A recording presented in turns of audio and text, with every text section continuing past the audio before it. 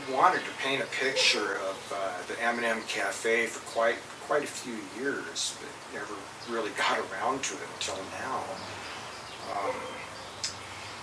Before that, I was working on several large-scale images of old motel signs that I wasn't really ready to break away from at the time. I was trying to avoid having a collection of work that looked, too mismatched or, inconsistent styles, that kind of thing. I basically wanted everything to look like it had been painted by the same person, essentially. So, with like the M&M, that would have had a different perspective, more of a zoomed out, panoramic kind of street scene perspective, which wasn't really what I was looking for at the time. When I first started the series, I was really attracted to the unique geometry and lines, shapes.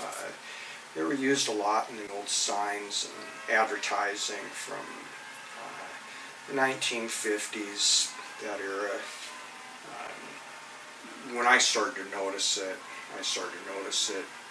in things like motel signs. The motel signs really seem to just epitomize that whole that form that was popular back then. I remember Eddie's Motel. That was in Butte. It's still there, actually, and that's really a good example of the kind of shapes I was looking for. It's basically a boomerang-shaped motel sign, and I did actually paint that. It was the first motel sign of the series that I painted. Normally I would compose a full-scale drawing from several different reference photographs, and that was generally done on a computer using AutoCAD software. Basically I would do a fairly detailed black and white line drawing to establish the scale and perspective and general flow and direction of everything. And with the M&M though, I used a single enlarged photograph for the template instead, rather than composing a line drawing for it or anything like that.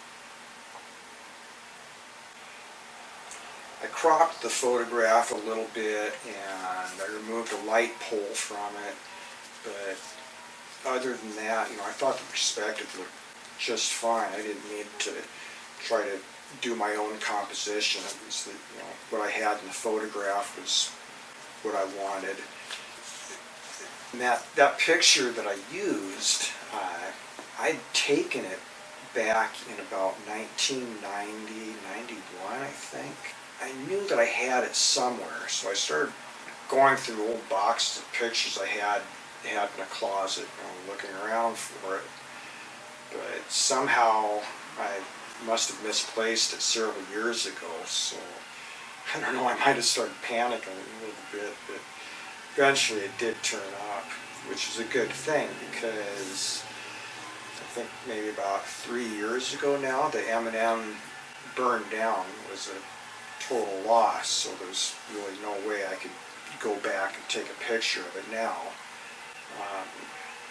I did find other old pictures of it in the library, online, whatever, and I could compose an image from those photographs.